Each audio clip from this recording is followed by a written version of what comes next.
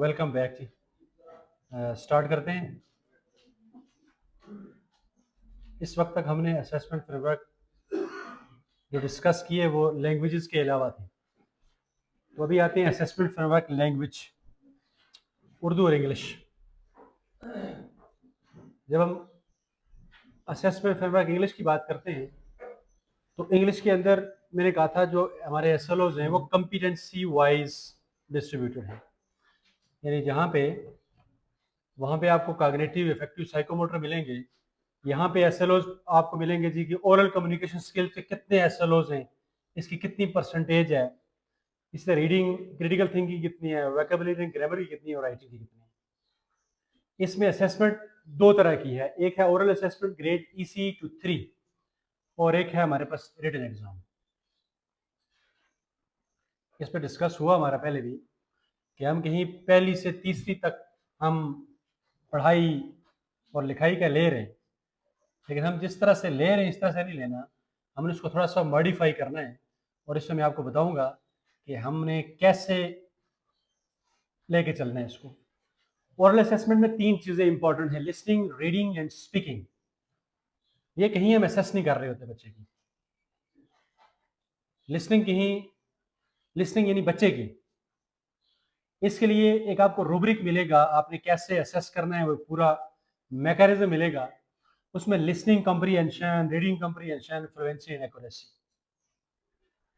जब हम listening comprehension की बात करेंगे ना तो आपको कुछ टूल्स मिलेंगे जिसमें आप कुछ बच्चे को सुना रहे हैं, जैसे बच्चे को कहानी सुनाएं, बच्चा सुने, उसको कंप्रीहेंड करे और उससे कुछ आपको कुछ क्वेश्चंस के आंसर दे दे। तो इस तरह के इसमें टूल्स यूज होंगे लिसनिंग कंप्रीहेंशन में। फिर रीडिंग कंप्रीहेंशन में भी रीडिंग भी एक ही है कि हम बहुत सिंपल रीडिंग करवाते हैं बच्चे को, जी बच्चे पढ़ यहाँ से लेकर यहाँ तक बस नंबर लगाए, ऐसे नहीं है। अभी आपको यहाँ पे जो मिलेगा वो रीडिंग के लिए पूरा कंपोनेंट उसका अलग से मिलेगा।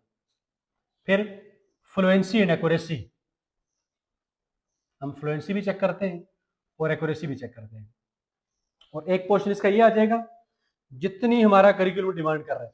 अच्छा, इसमें एक और चीज भी है जमीन, अगर हम स्कीम ऑफ स्टडीज की बात करें तो स्कीम ऑफ स्टडीज में हमने अपने आप को बाउंड किया हुआ है कि ग्रेड 2 तक हमने 35% ओरल असेसमेंट लेनी है, जिसका स्कीम ऑफ स्टडीज में एक पूरा पीरियड यानी वीक का वो मुख्तस है वहां पे। और जो ग्रेड 3 है उसके लिए 25%। ये स्कीम ऑफ स्टडीज। अभी ये जो हमने पेपर बनाया ये स्कीम ऑफ स्टडीज के मुताबिक बनाया है, क्योंकि अभी स्कीम ऑफ स्टडीज हमारी जो चल रही है उसके मुताबिक ही हमने चलना है।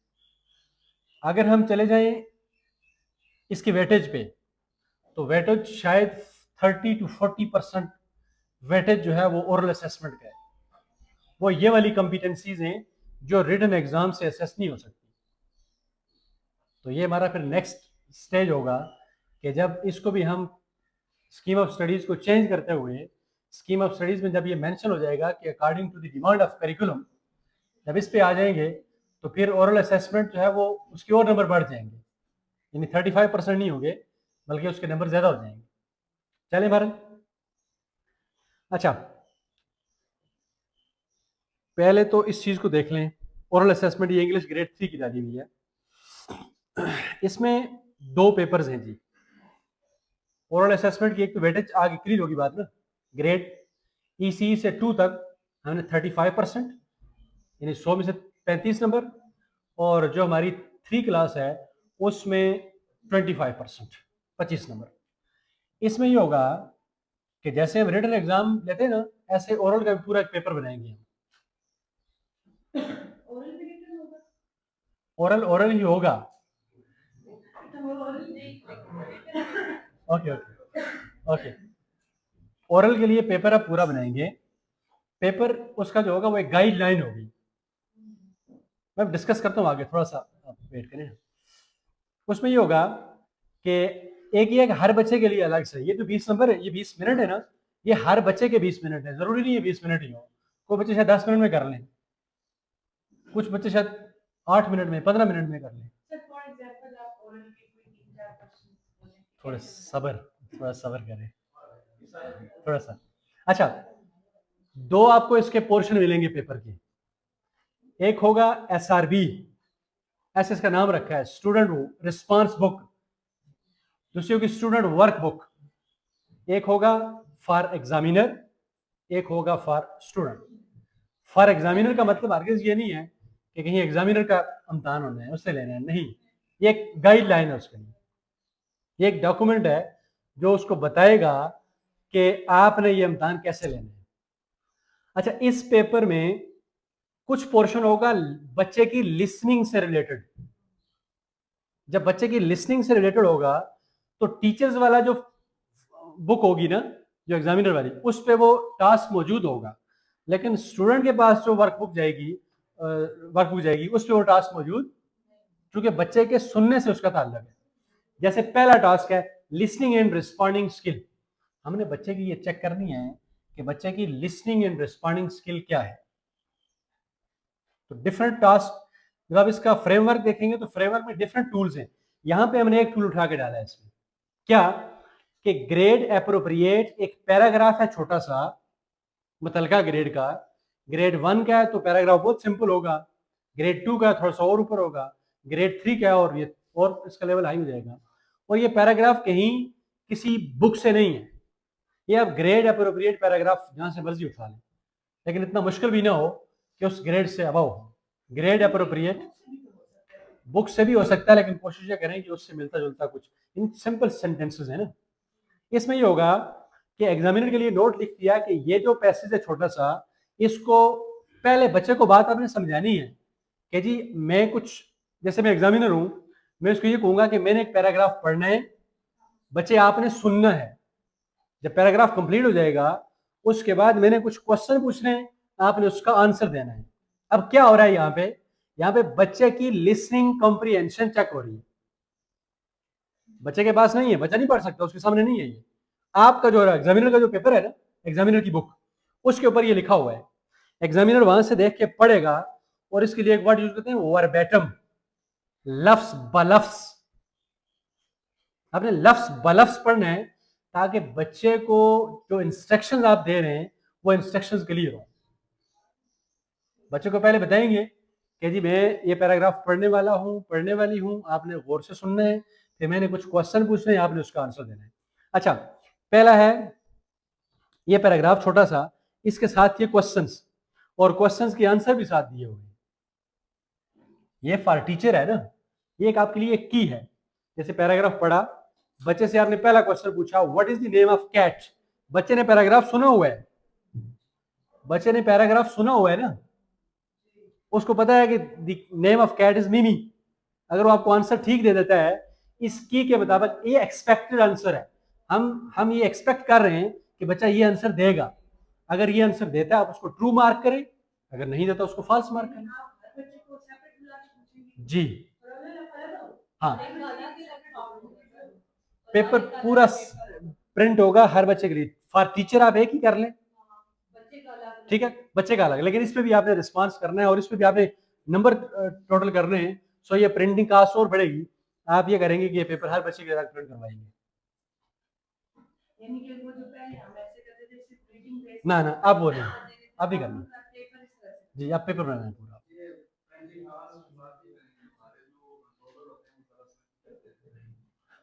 चले बल्क में प्रिंट करवा लेना, थोड़ा सस्ता पड़ जाएगा।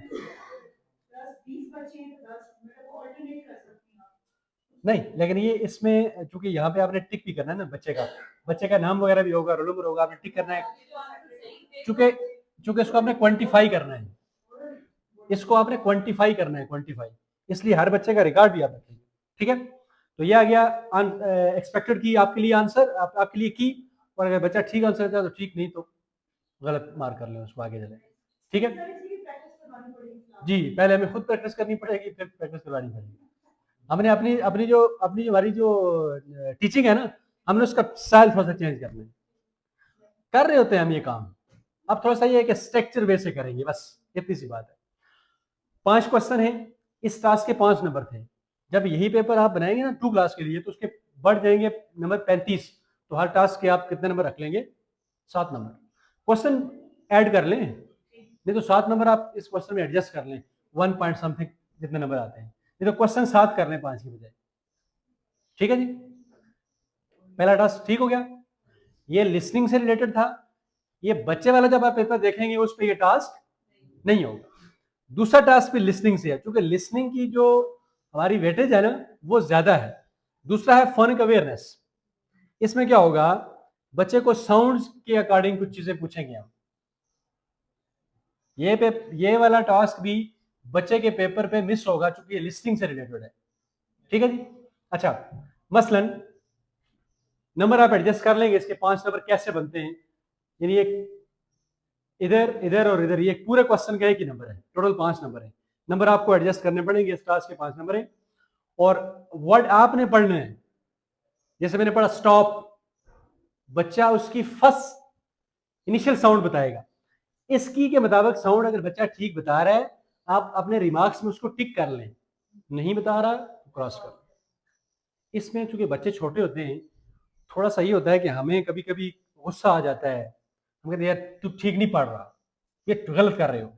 छोटे बच्चों के साथ हमें ऐसे नहीं करना। बच्चा अगर नहीं पढ़ रहा ना, आप ट्राई करें। इसमें एक चीज यूज करते हैं, पास टाइम, 3 से 5 सेकंड आप देखें, बच्चा रिस्पॉन्स कर रहा है, स्ट्रगल कर रहा है, थोड़ा सा इंकरेज करें उसको। अगर आप ये समझ गए कि इस बच्चे को इसका आंसर नहीं आता, बच्चा नहीं परफॉर्म कर सकता, आप अगले पे चले जाएं।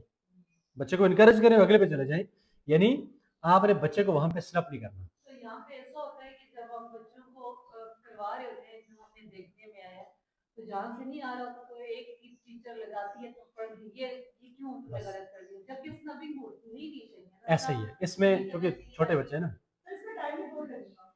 हाँ जी, इसमें जब हमने हेड्स के साथ ये बातें डिस्कस की है ना, हमने ये कहा है कि आप एक ओरल असेसमेंट का एक पूरा डे रखेंगे, यानी जैसे पेपर रखते हैं ना, ऐसे आपकी उसमें आपसे भी एक रिक्वेस्ट है जी जो प्राइमरी टीचर्स होते हैं ना, उनको थोड़ी फोनिक्स के बारे से या जो ईसीईएस के बारे से वर्कशॉप कंडक्ट किया करें, क्योंकि हमारे बच्चे का बेसिक प्रॉब्लम फोनिक्स का है। बच्चों को साउंड नहीं आती, जिस वजह से बच्चे रीडिंग में मसला करते हैं। ऐसे ही है। वो असल में जो हमारा पुराना करिकुलम था ना, उसमें फोनिक्स के जो एस थे ना वो कम थे। अभी जो ये नया करिकुलम है ना, इसमें ज़्यादा है। अब एस के मुताबिक डेफिनेटली वो चीज़ें, वो एक्टिविटीज़ डिज़ाइन हुई है वहाँ पे। तो अब जो करिकुलम आपका ना, उसमें ये फोनिक पढ़ाएंगे, और ये हमने ग्रेड 3 का उठाया हुआ है। ये ग्रेड 3 में इसके एस मौजूद है इस तरह के। ठीक है, तो ये पहले वाला आ गया इनिशियल साउंड वाला, आपने वर्ड पढ़ना है, बच्चा सुन के रिस्पॉन्स करेगा उसकी फर्स्ट साउंड कौन सी है। फिर middle sound after removing first letter, आपने बच्चे को बताना है कि स्टॉप का फर्स्ट लेटर रिमूव करें, फिर कौन सी साउंड बचती है। अगर इसके मुताबिक आंसर दे रहा है तो ठीक, नहीं दे रहा तो आप उसको क्रॉस मार्क करें। और फिर फाइनल साउंड, वर्ड वही है, उसी वर्ड की first sound after removing first letter and then last sound, final sound. ये टास्क भी 5 नंबर का होगा, और इसके आप अकॉर्डिंग इसी के नंबर एडजस्ट कर लेंगे कि बच्चे ने अगर आंसर ठीक दिया तो उसके कितने नंबर बनते हैं, और अगर ठीक नहीं है तो कितने बनते हैं। ठीक है, ये दोनों जो पहले टास्क हैं ये लिसनिंग से रिलेटेड है, ये बच्चे वाले पेपर में नहीं होंगे, जो एग्जामिनर की कॉपी होगी उस पर ये टास्क होंगे। टास्क नंबर 3 पे चलते हैं, रीडिंग एक्यूरेसी। दो चीजें हैं जी अलग अलग, एक है रीडिंग फ्लुएंसी जो लैंग्वेजेस के लोग बैठे हुए हैं, एक है रीडिंग एक्यूरेसी। जो फ्लुएंसी है उसमें बच्चे को बाउंड किया जाता है वर्ड पर मिनट, टाइम बाउंड होती है, और जो एक्यूरेसी है ये टाइम बाउंड नहीं है। इसमें एक यूं पैराग्राफ दिया हुआ है, आप देख रहे हो ये ग्रिड में दिया हुआ है, टेबल सा बना हुआ है, तो ये इसलिए दिया है कि ये आपने वर्बेटिम करना है, वर्बेटिम आपने लफ्ज ब लफ्ज चेक करना है कि बच्चा कौन सा वर्ड ठीक पढ़ रहा है या नहीं पढ़ रहा। तो ये वाला जो पैराग्राफ होगा, जो आपके लिए काफी होगी, वो ऐसे होगा ग्रिड में, और जो ये बच्चे के पास होगा, क्योंकि बच्चे ने इसको पढ़ना है ना, ये बच्चे के पास भी होगा और सेम पैराग्राफ होगा। आपने ये टोटल वर्ड्स तो ज्यादा दिए हुए, नंबर इसके 5, अब हमको बच्चा कितने लफ्ज ठीक पढ़ रहा है तो मार्क्स कैसे डिवाइड करें। असल में आप क्वेश्चन पूछते हैं, उसका आंसर थोड़ी देर बाद होता है, उसका आंसर ये नीचे लिखा हुआ है, उस पर आता हूँ। तो ये फार्मूला बना हुआ है ना, फार्मूले में आप बना लें। ठीक है, अच्छा ये बात क्लियर हो गई। ये जो पैराग्राफ है ग्रिड में दिया हुआ, बच्चे के पास सिंपल पैराग्राफ लिखा होगा जैसे पेपर में लिखा होता है, बच्चे ने वहां से देख के पढ़ना है, और आपने लफ्ज ब लफ्ज इसको देखना है कि वो कितना पढ़ रहा है। इसका एक तरीका ये है कि ये लफ्ज बच्चे ने ठीक पढ़ा, टिक कर लें, टिक कर लें, टिक कर लें, टिक कर लें, एक तरीका इसका ये है। दूसरा ये है, उम्मीद ये की जाती है कि बच्चा ज्यादा अल्फाज ठीक पढ़ेगा और उसकी गलतियां कम होंगी। इसलिए जो बच्चा जो लफ्ज गलत पढ़ रहा है आप उसको मार्क कर लें, बाकी अंडरस्टूड होगा कि ये ठीक है, अपनी आसानी के लिए। अगर आप मार्क करना चाहते हैं सारे लफ्ज ट्रू फॉल्स करते जाए, आपकी अपनी मर्जी, ठीक है। तो आप जो बच्चा इनकरेक्ट पढ़ रहा है आप उसको इनकरेक्ट मार्क कर लें, उसको क्रॉस लगा लें, डार्ट लगा लें, और बाकी 100% श्योर होगा कि बाकी जो है वो ठीक पढ़े। सही है। अच्छा, फिर आप इसकी एक्यूरेसी निकालेंगे। इस 5% को छोड़ के जो इधर वाला फार्मूला है, ये एक्यूरेसी का अपना फार्मूला है। Number of correct read word, let's suppose total उसने 80 पढ़े, 80 में से सारे तो करेक्ट नहीं हो सकते ना, हो सकता है करेक्ट भी हो। अगर सारे करेक्ट हैं तो 80/80 multiply by 100 multiply 5%, total number 5 बन जाएंगे इसके। अगर 80 में से 60 पढ़ता है तो क्या होगा, 60 करेक्ट वर्ड पढ़े डिवाइडेड बाय 80 टोटल पढ़े, total multiply by 100 multiply by 5%। ये 5% का जो इंडेक्स है ये आया नंबर्स की वजह से। अगर इसी टास्क का नंबर हो जाए 7 तो 7% हो जाएगा इधर, 7%। अगर इसी टास्क का नंबर हो जाए 10 तो यहाँ पे 10% हो जाएगा। माइनस रीड नहीं है, करेक्ट रीड वर्ड, करेक्ट एक ही है, करेक्ट रीड वर्ड। बच्चे ने कितने वर्ड करेक्ट पढ़े ये आपने बताना है। ठीक हो गया, हो जाएगी, ओके। चौथा टास्क है इसका रीडिंग फ्लुएंसी। बिल्कुल सेम है, आपने बच्चे को इसमें बता देना है कि बच्चे आपने 60 सेकंड में पढ़ना है। अच्छा, इसमें पैराग्राफ आपको ग्रेड में दिया होगा, उसी तरह से जो बच्चे के पास पैराग्राफ होगा वो सिंपल पैराग्राफ होगा। इसका फार्मूला ये होगा, number of correct read word पर मिनट। यहां पे आप टाइम कैसे नोट करेंगे, स्टॉप वॉच से। ये एक टास्क ऐसा है जिसमें आपने टाइम भी नोट करना है। जब बच्चे ने पढ़ना स्टार्ट किया ना तो आपने अपनी स्टॉप वॉच को स्टार्ट कर लिया, ठीक है। बच्चा जब 60 सेकंड आपके कंप्लीट हुए आपने स्टॉप वॉच को रोक लिया, बच्चा बेशक आगे पढ़ता रहे, कोई प्रॉब्लम नहीं है। बात समझने की नहीं। सपोज करते हैं 60 सेकंड बच्चा यहाँ पे रुक गया तो आपने इसको यूं सर्कल करके लिखते हैं स्टॉप अपने पास, क्योंकि इससे आपने देखना है कि इसमें से कितने करेक्ट पढ़े उसने। ठीक हो गया। इसमें भी कुछ इनकरेक्ट होंगे ना, इसमें इनकरेक्ट को आपने नहीं देखना, अरे बताओ टोटल काउंट में आ जाएंगे। Number of correct read word पर मिनट, 60 सेकंड में कितने करेक्ट पढ़े, कितने टोटल पढ़े, multiply by 100 multiply 5%। 5% again index है, नंबर बढ़ेंगे टास्क के तो ये चेंज हो जाएगा। ओके जी। और इसका जो तीसरा टास्क है, जो पांचवा टास्क है, वो है रीडिंग कंप्रीहेंशन। ये सिंपल सा, बच्चे को एक पैराग्राफ दिया, साथ कुछ क्वेश्चंस दे दिए, बच्चे ने पैराग्राफ खुद पढ़ना है क्योंकि रीडिंग कंप्रीहेंशन है। बच्चे ने पैराग्राफ पढ़ना है और पैराग्राफ पढ़ने के बाद कुछ क्वेश्चंस दिए होंगे, उसके आंसर्स बच्चे ने देने। अच्छा, जरूरी नहीं बच्चा वहां पे लिखे, अगर आपको ओरल बताता है ना, वो अगर लिखना चाहिए उस पर तो कोई प्रॉब्लम नहीं है, नहीं तो ओरल आपको बताएगा।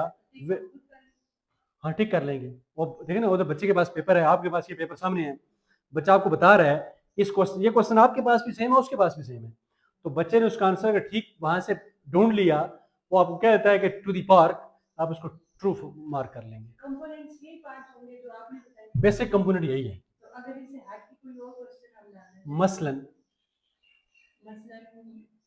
आइडेंटिफिकेशन, जैसे छोटी क्लासेस में है ना, बहुत छोटी, हाँ, उसमें हम ये भी कर सकते हैं कि लेटर आइडेंटिफाई करने का भी डाल सकते हैं उस तरह से। ये कोई पिक्चर बना, हाँ पिक्चर्स बना के, पिक्चर बना के कि इसका हाँ वो रिस्पॉन्डिंग स्किल आ जाएगी उसकी, रिस्पॉन्डिंग स्किल। चेंज भी हो सकता है। ओके, ये तो एक एक टूल है ना ये वाला, इसका आप फ्रेमवर्क देखेंगे ना, फ्रेमवर्क में एक एक टास्क के 2-3 टूल आपको दिए जाएंगे कि पिक्चर दिखा के आप कर रहे हैं, कहीं आप जो है वो बच्चा बोल रहा है आप उसको सुन रहे हैं, ठीक है, किसी भी वे से बड़ा टास्क आपकी बेसिक यही है।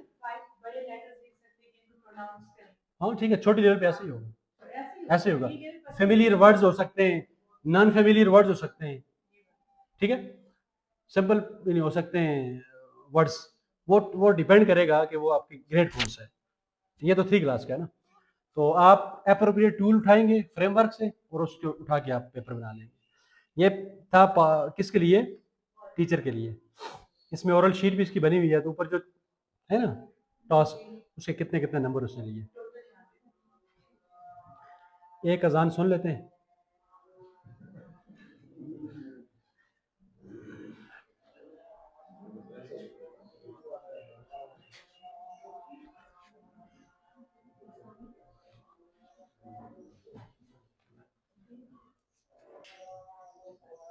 ओके जी, जो सेकंड इसकी है स्टूडेंट वर्कबुक, पहले दोनों कंपोनेंट लिसनिंग के हैं तो इस पे मिस है। जो तीसरा था रीडिंग एक्यूरेसी वाला, तो जो पैराग्राफ वहाँ पे दिया हुआ था ग्रिड में, वही पैराग्राफ सिंपल दिया हुआ है। ये पढ़ता जाएगा बच्चा यहाँ से, आप वहाँ पे मार्क करते जाएंगे कि कौन सा लफ्ज़ इसने ठीक पढ़ा, कौन सा ठीक नहीं पढ़ा। और रीडिंग फ्लुएंसी भी वैसे होगा, सेम पैराग्राफ जो ऊपर है वो इधर भी, ठीक है। और इसमें ये होगा कि 60 सेकंड आप उसको बाउंड कर देंगे। फिर रीडिंग कंप्रीहेंशन में देखें वही पैराग्राफ, उसी के क्वेश्चंस।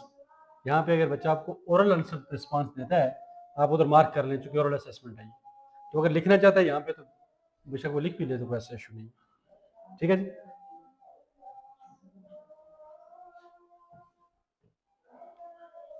सेम, अच्छा ये इसका भी देख लें जरा, ये चीज़ भी कॉम्पिटेंसी वाइज लैंग्वेजेस है ना, तो कॉम्पिटेंसी A1 A2 A3, इसके भी इस तरह SLOs, आगे उसकी स्टेटमेंट, उसका लेवल, कंप्रीहेंशन क्या है, एप्लीकेशन क्या है, नॉलेज क्या है, और कौन से यूनिट में है। यहाँ पे लैंग्वेजेस में एक प्रॉब्लम ये है, लैंग्वेजेस में एक SLO जो है ना, वो कहीं 2 में भी है, वही ऊपर जा रहा होता है, लेकिन उसकी विड्थ और ब्रेड्थ बढ़ती जाती है। इसलिए यहाँ पे हम चैप्टर वाइज नहीं कर सकते थे। बहरहाल आपको ये जो रेफरेंस बुक का मिलेगा ना, जैसे इसके ग्रेड 3 के इंग्लिश के आई थिंक 18 यूनिट्स हैं, तो 9 यूनिट्स इधर आ जाएंगे, यानी 1 से लेकर 9 तक इधर होगा, या अगर 16 है तो 1 से 8 तक इधर होगा, और 9 to 1 दूसरे टर्म में हो जाएगा, ठीक है जी। इसका भी आपको एक टेबल मिलेगा, और उस टेबल में ये वाला टेबल, इसका बहुत सिंपल सा टेबल है। इसमें नॉलेज के 15 SLOs हैं, कंप्रीहेंशन के 19 हैं, और एप्लीकेशन के 19 हैं, ठीक है। इसकी जब परसेंटेज निकालेंगे टोटल से, तो टोटल से इसकी परसेंटेज 28%, 36%, 36%। तो हमने जो इंग्लिश का पेपर बनाना है वो इस स्पेसिफिकेशन के मुताबिक बनाना है कि हमने नॉलेज के 28%, कंप्रीहेंशन 36% और एप्लीकेशन 36%। बट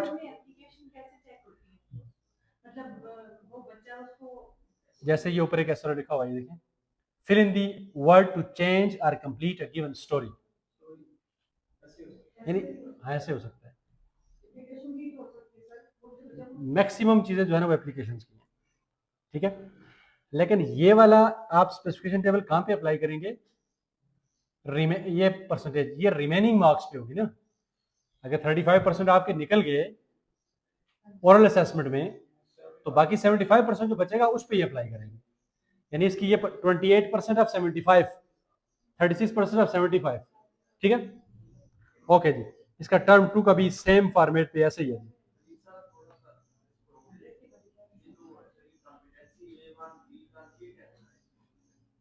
ओके, ये जो डिस्कस हम सर कर रहे हैं ना उधर अभी, ना डोमेन्स तो बाकी सब्जेक्ट में आ गई ना, इसमें oral skills, fluency, accuracy, listening, अभी जो पीछे हमने एक स्लाइड में बताई थी, यानी लैंग्वेजेस की जो कॉम्पिटेंसीज है ना, वो इसको D1 D2 D3 से डिनोट किया हुआ है।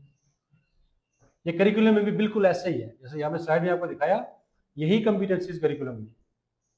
जैसे राइटिंग की एक पूरी कॉम्पिटेंसी है, तो ये D4 जो है वो राइटिंग की कॉम्पिटेंसी है पूरी। वही ना, ये D4 वाली जो राइटिंग के अलग अलग हैं। मसलन खास करें आपने D2 लिखा हुआ है, तो हमें कैसे पता चलेगा ये रीडिंग वाली है, राइटिंग वाली है, या स्पीकिंग वाली है? इसके फ्रेमवर्क में होगा। हाँ, जैसे डोमेन ए लिखा हुआ, डोमेन ए लाइफ साइंस, तो जनरल हाँ ना, उधर इधर इधर भी लिखा होगा कि D1 कौन सी कॉम्पिटेंसी है, D2 कौन सी है, D3 कौन सी है, ठीक है। यानी वो वाजे होगा वहां पे। ये जस्ट डोनेट किया हुआ है, डोनेट किया हुआ है। अच्छा, इसका फ्रेमवर्क दिखाने की जरूरत है कि आगे चलूं? हाँ इसमें होगी, ठीक है। ये तो वही आ गई।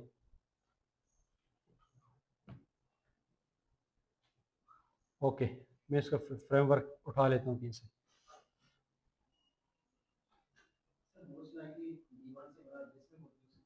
हाँ हाँ ऐसे ही है, वो ऐसे ही होगी, लेकिन फिर भी दिखा देता हूँ सबको।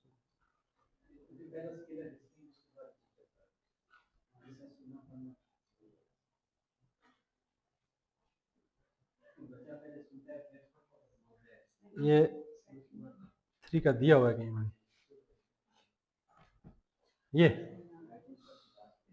ये आ गई है ये वाली। ठीक है, ये जो है ना ये वाली A1 A2 A3 listening speaking और लिसनिंग व्यूइंग, यानी उसी को ए कॉम्पिटेंसी है ना, उसको आगे A1 A2 A3, B competency है B1 B2 B3, उसको आगे किया हुआ है।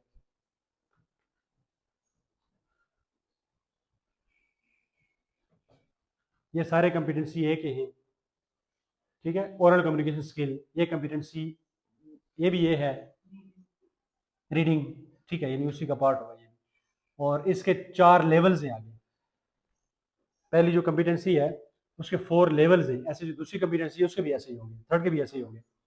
और इसमें असेसमेंट टाइप और साथ इसके इसका दिया होगा आपको, हाँ आपने यानी कैसे इसको असेस करना है, स्ट्रेटजी भी आपको बताई होगी कि जैसे इसमें लिखा हुआ है ना, ये एमसीक्यूज बनाने हैं आपने। ये जब हमने प्रिंट आउट किया था ना, हमारे लिए जो लैंग्वेजेस वाले सर काम की तरफ से वो प्रिंट आउट हुए नहीं थे।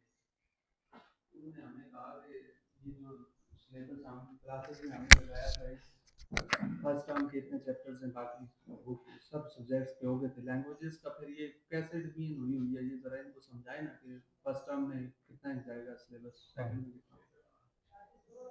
वो तो चैप्टर्स नहीं है ना, वो चैप्टर नहीं है ना, वो असल में इशू ये था ना,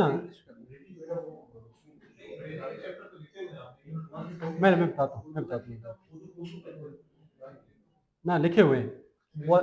असल में ये था कि ये जो लैंग्वेजेस है ना, लैंग्वेजेस में एस रिपीट हो रहे हैं, यानी लैंग्वेजेस में ये होता है कि एक एस आपका ग्रेड 1 में भी है, 2 में भी है, ऊपर ऐसे ही चलते जाते हैं, बाकी सब्जेक्ट्स में ऐसे नहीं है। तो ये जो फ्रेमवर्क लैंग्वेजेस का अलग हुआ ना, ये भी इसी वजह से हुआ। हम उस ढांचे में इसको रख नहीं सकते थे ना। वहां पे ये है कि जो एस ग्रेड 4 में आ गया ना, उसका अपर लेवल ऊपर होगा, वो एस रिपीट नहीं होगा वहां पे, यानी अक्रॉस द सब्जेक्ट वो रिपीट नहीं होगा। वो ऊपर जाएगा तो उसका लेवल ऊपर हो जाएगा, वो किसी यानी उसका एक्शन वर्ब भी कोई और होगा, चीज़ वही होगी लेकिन एक्शन वर्ब कोई और होगा, अपडेट हुआ होगा।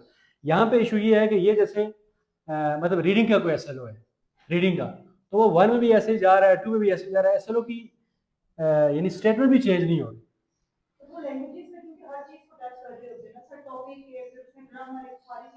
ऐसे ही है, ऐसे ही, यानी वो कहीं साथ साथ चल रहा होता है। जैसे रीडिंग है ना, तो रीडिंग 1 में बच्चा कर रहा है, 2 में भी कर रहा है, 3 में भी कर रहा है, 4 में भी कर रहा है, तो रीडिंग वाला सारा इशू होता है। बाकी सब्जेक्ट्स में ऐसा नहीं होता, लैंग्वेजेस में ऐसा ही है। ठीक हो गया?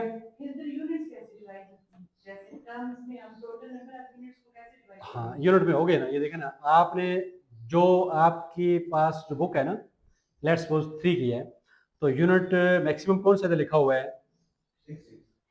मैक्सिमम 6 लिखा हुआ है। एक मिनट, हाँ ठीक है, 6, इसका मतलब 6 यूनिट तक यहाँ पे, ठीक है। और आप सेकंड टर्म में जब जाएंगे, ना ये सेकंड टर्म नहीं है अभी, ये टर्म ये है ना, टर्म 1 ये कंप्लीट होगी, ये फर्स्ट टर्म ये कंप्लीट हुई। जब आप सेकंड टर्म में जाएंगे ना, ये देखें 7 11 8,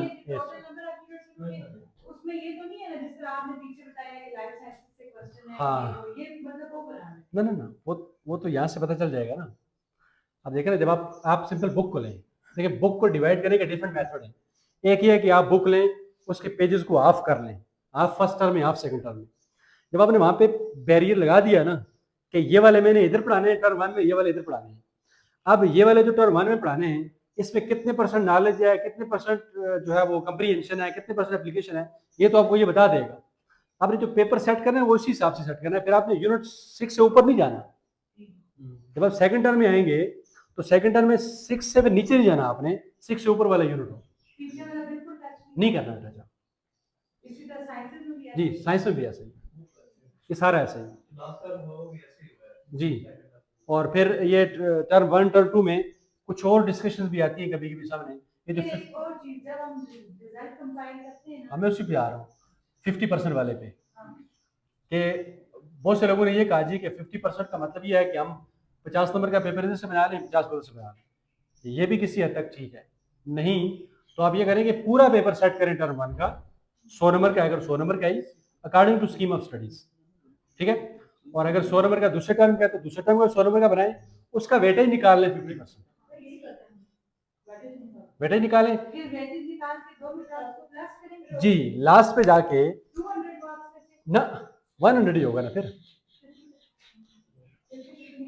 बात समझे, टर्म 1 में आपने 100 नंबर का पेपर बनाया, बच्चे ने 80 नंबर ले लिए, उसका 50% निकालेंगे तो 40 नंबर लगे। टर्म 2 में आपने 100 नंबर का पेपर बनाया, बच्चे ने 90 नंबर ले लिए, उसका 50% निकालेंगे 45 नंबर आ गए, तो 40 प्लस 45 85 नंबर बच्चे ने टोटल लिए। हाँ, वो आप जैसे करें, अगर 200 से भी निकाले तो फिर दोनों के आपको अलग अलग नहीं करने पड़ेगी, दोनों को ऐड करके 200 से परसेंटेज निकालना। ये जब ये डिवाइड डिवीजन हो रही थी, आप यकीनन पहुंच गए थे बीसीआरडी में, तो अब 4 तक बचा हमारा 50% पढ़ के जाएगा एक एक एग्जाम, फिर इसमें जाके पूरी बुक का एग्जाम देगा, इसमें फर्क नहीं पड़ेगा? सर जी इस पे ये वैसे डिस्कस हुआ था वहाँ पे, ये अंडर डिस्कशन है, और आइंदा जो इम्तहान होगा ना एलिमेंट्री बोर्ड का, उसमें आपकी ये जो इंटरनल ग्रेडिंग इंटरनल होगी ना, ये इंक्लूड होगा इंशाल्लाह, ठीक है। जो आप यानी आपको जो अभी वो मिला ना नोटिफिकेशन एक हमारा ही साइंस से, उसमें लिखा हुआ है, वो इसीलिए लिखा है कि उस पर हम फाउंड करेंगे एलिमेंट्री बोर्ड्स को। जी, एक टर्म स्कूल के पास होगा, जैसे यूनिवर्सिटी में होता है ना, एफिलिएटेड कॉलेज के पास 40%।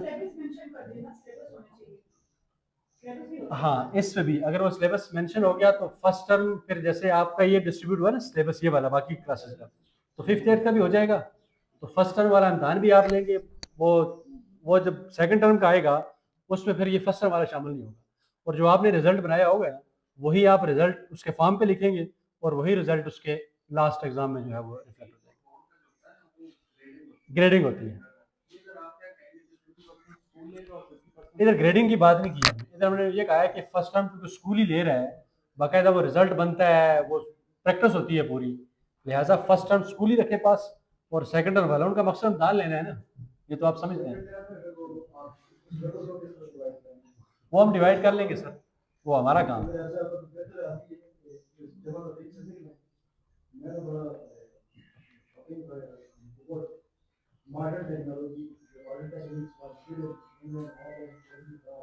ठीक है, नहीं मतलब आप कैसे चाहते हैं, क्या करें मसलन, तो आप एक्सप्लेन करें।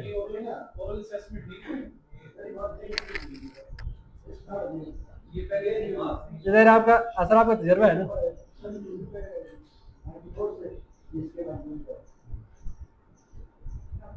चले अगर आप यूज कर रहे हैं अभी बाकी सारा यूज करेंगे ना। मकसद सिर्फ एक है, मकसद सिर्फ एक है कि हम सब ने मिल के क्वालिटी ऑफ एजुकेशन को इम्प्रूव करना, हमारे जो जिम्मे काम लगा है हमने अपने हिस्से का काम करना है। तो मैंने स्टार्ट इसी बात से किया था कि इसका मतलब हरगिज़ आपने ये नहीं समझना कि मैंने कोई सबक याद किया हुआ है मैं आपके पास आया हूँ सुनाने के लिए, ऐसी बात नहीं।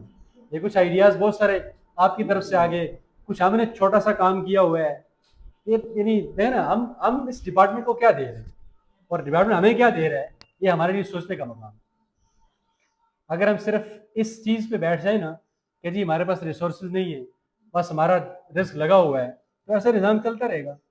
हमारा 100% ये है कि हमारे पास जितने भी अवेलेबल रिसोर्सेज हैं ना, हम उसमें जितना कर सकते हैं कर गुजरें, हमारा ये 100%।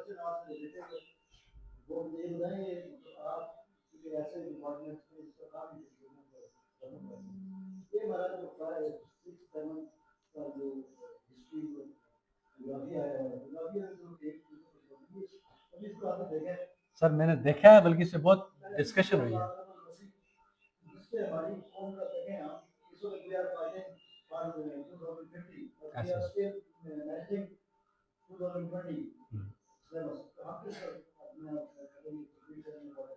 इस पे जो हमारा करिकुलम अभी लगा हुआ है ये तो ऐसे ही चलेगा, लेकिन जो नेक्स्ट मॉडल आ रहा है ना, जिसकी मैंने छोटी सी बात सुबह आपको बताई थी, लोअर प्राइमरी वाली, उसमें हिस्ट्री जनरल नॉलेज इसमें बहुत डिस्कशन हुई है और उसके बाद ये फैसला हुआ है कि जो हिस्ट्री का जो रेटर है ना, हिस्ट्री होनी चाहिए नियर टू पास्ट, या एक और मॉडल कोर प्लस मॉडल अभी उन्होंने लॉन्च किया है।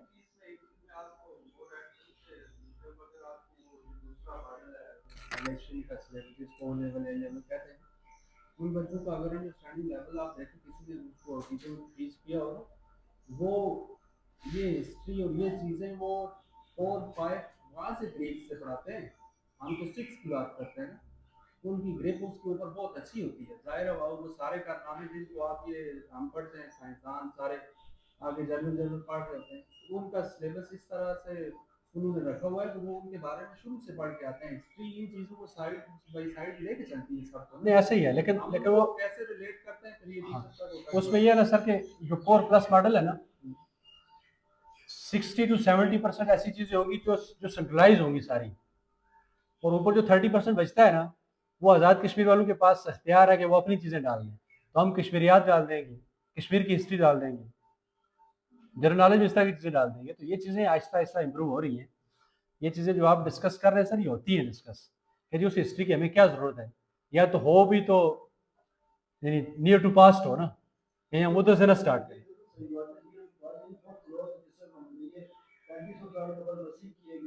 ऐसे ही है।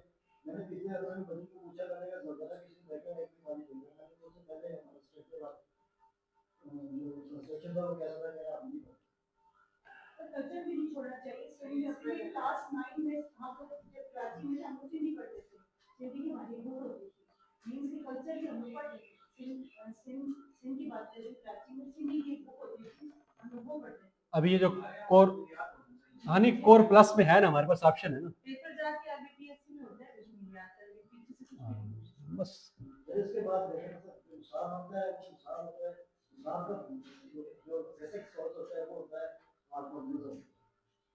हमारे मतलब की जगह दी गई है, देखो पीछे एक किताब आ गई जो काम ग्राम जो है, देखिए हमारे जो इस्लाम है, हमारे इस्लाम में लोग हैं, उनका उनका चैप्टर जो है वो देखें, वो बिल्कुल इतना मुख्तसर है जिसमें कि बिल्कुल ज़्यादा मतलब की कहानी जैसे पुराने ज़माने की फिल्म में चलती थी, बस 2 घंटे के बाद उन्हें भूल जाते थे। देखिए हमारे 4 प्रोफाइल राशि का एक मैंने बुक्स में देखा है, इतनी बड़ी बुक्स है, वहाँ पे हमारा ये हम इस्लाम को फॉलो नहीं करेंगे, वही कांट देखें उमर फारूक ने इस दुनिया में उन्होंने हुकूमत की है। फिर ये देखें अपना वो अपना क्या कहते हैं उसको, अनातोलिया की जो गवर्नमेंट बनी है 3 बरादरों पे, उन्होंने वो हमारे जो पिछले ड्रामा ऐसे ही। लगाया था। देखें उसमें सिर्फ ड्रामा ही नहीं होता है, पूरा एक इस्लाम लेके चले होते हैं। हम अपने इस्लाम को अगर फॉलो करते हैं, इसको भी करिकुलम हमारे स्पेसिफिक जगह देते हैं। हमारे इस करिकुलम में जो चीज़ें हैं ना, ये इस्लामी नज़रियाती कौंसिल की एक कमेटी बनी हुई है हाई लेवल की। इसमें एक पॉइंट है मेरा, जो ये जिसकी बात कर रहे हैं ना हिस्ट्री ज्योग्राफी, वो चूंकि मिडिल लेवल पे है, तो वो 6 में एक उसका टाइम फ्रेम बांध रखा है, 7 उससे आगे है, और फिर उससे आगे जब हम 8 में चलते हैं तो वो हमारा ये जिस तरह ये कह रहे हैं कि हमारा नियत होना चाहिए पास, वो है, वो जाहिर है हिस्ट्री डिवीजन होती है ना, लेवल बाय लेवल चलती है ना पूरा उसमें। वो ठीक है बहरहाल, ये सर ये रिवाइज हो रही है ये चीज़ें आहिस्ता आहिस्ता। अलग है कश्मीरियात ये चीज़ें वाला तो आपको कह रही है, आप उसमें रखें कि वो प्राइमरी लेवल पे बाकी सारी चीजें आ रही हैं। ये होगा, लेकिन ये करिकुलम के रिवीजन पे होगा। ठीक है सर मेरा तो सवाल है जी सर। फॉलो कुरान की गलत है वो आपकी ना ठीक है आप दूसरा सवाल का सर फॉलो कुरान की जो बुक है उसमें 20 चैप्टर होते हैं, उसमें जो गिरदानें दी होती है वो जो बहुत बड़ा आलिम फाजिल व यूनिवर्सिटी का, वो भी शायद उसको हल ना कर सके। और दिन भी हमारे पास 3 दिन इस्लामियात, 2 दिन इस्लामियात, 3 दिन फामुल कुरान होता है। तो मुझे ये लगता है शायद वो बच्चों को खातिर ख्वाह इस तरह का फ़ायदा हमसे शायद ना हो सके कि 20 चैप्टर हूँ, 20 नहीं बल्कि वो 55 सबक भी हैं, 56 भी हैं, और टाइम भी थोड़ा। उसके बाद उसमें जो इतनी बड़ी बड़ी गिरदानें, वो जो हमारे निसाब वाले माशाल्लाह क्या वो डॉक्टर साहिबान हैं, उन्हें अगर ये कहा जाए कि आप बच्चे का कम से कम उसको लेवल को देखो, हम अपना लेवल देख के वो किताब को दिया हुआ, हमारे लिए थोड़ा मुश्किल होती है।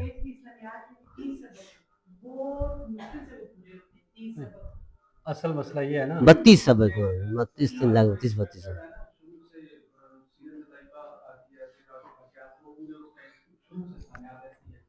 अलबत्ता ये जो काम कुरान वाला तो मसला है, ये मुझे मौलवी साहब के साथ आपकी बड़ी लोग पता नहीं, लेकिन उनके साथ ये ज़रा मसाइल रखना है हमारे पास। बाकी बड़े स्कूल्स हैं, जब आप वो डिजाइन कर रहे हैं उसको थोड़ा सा हमारी बात से उसके साथ ले गया। सर असल आप लोगों की बातें बिल्कुल ठीक है, क्योंकि मैं भी ज़रा फील्ड से हूँ, मुझे पता है सारी चीज़ों का, लेकिन करिकुलम को चेंज करना ये इख्तियार नहीं है ना। नहीं तो देश जो डिजाइन करना तो क्या है ना। नहीं सब देखिए, आपके पास लेट्स सपोज कि किसी एक क्लास को ले लें, क्लास 5th क्लास है, 5th क्लास में आपने 5 पारे, आपके करिकुलम में लिखा हुआ है कि बच्चे ने पारा नंबर 1 से लेके 5 तक पढ़ने, ये करिकुलम में लिखा हुआ है। अब जो बुक बनाने वाला बंदा होगा ना, वो ये नहीं देखेगा कि बच्चे किस लेवल के हैं, वो देखेगा कि मेरे करिकुलम में ये चीज़ लिखी हुई है। हमारा डिपार्टमेंट इसको एनओसी देता है, हम एनओसी ये देख के नहीं देंगे कि जी ये बच्चे के लेवल के मुताबिक है या नहीं है, हम ये देखेंगे कि करिकुलम के मुताबिक है या नहीं। वो ये होता है ना, ये इन बातों को मैंने ऑफ द रिकॉर्ड, ठीक है। हाँ, उसमें ये होता है, हमारे लिए कोई मसला नहीं, हमारे यहाँ ये होता है कि जब लोग चेंज होते हैं ना, लोगों के साथ पॉलिसियाँ चेंज होती हैं। बाहर मुल्क तरक्की क्यों करते हैं? इसलिए कि पॉलिसी वही रहती है, पहले बंदे ने जहाँ पे काम छोड़ा होता है वहां से नया काम स्टार्ट होता है। हमारे यहाँ इशू ये है कि जब सेटअप चेंज हुआ ना, वो फिर जीरो से स्टार्ट करते हैं, और हम लोग सिर्फ बुग्स में करते हैं, यदि ये काम इससे शुरू किया था, हम अपनी एक नई स्कीम स्टार्ट करेंगे। ऐसा ही है ना, होना ये चाहिए। ये और असेसमेंट जो आपने ली है, ये में भी आप 5 साल बाद ना उनकी आपकी बात नहीं, मैं ऊपर सेटअप की बात करता हूँ, मैं पॉलिसी मेकर्स की बात कर रहा हूँ ना।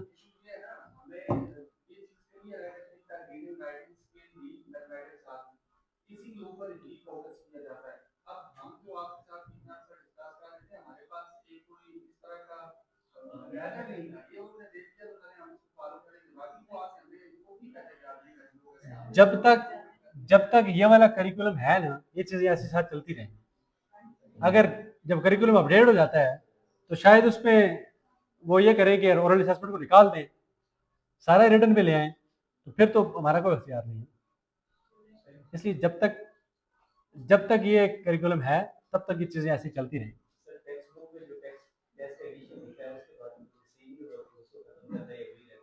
ना वो फर्स्ट एडिशन आ जाएगा उसका, वो जस्ट उसका टेस्ट एडिशन यानी अगलात से पाक करने के लिए।